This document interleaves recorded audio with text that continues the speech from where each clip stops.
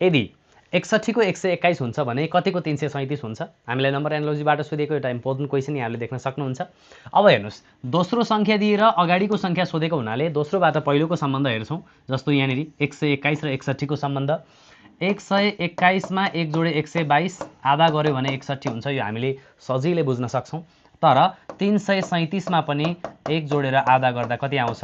169 आउँछ, जुन कुरा अप्सनमा देख्न सकिदैन। त्यसो हो भने अब लजिकलाई अलिकति फरक एंगलबाट हेर्नुस्। 61 लाई हामीले रिलेट गर्न सक्छौं कसरी भन्दा 4 को क्यूब 64, त्यसमा 3 घटाए 61 र 121 मा हेर्ने हो भने 5 को क्यूब 125 माइनस 4 गर्यो भने 121 हुन्छ।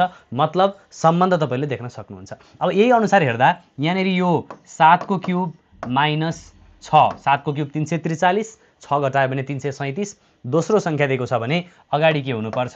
6 को क्यूब माइनस त्यो भन्दा एक कम घटाइएको छ 5 हुनुपर्छ।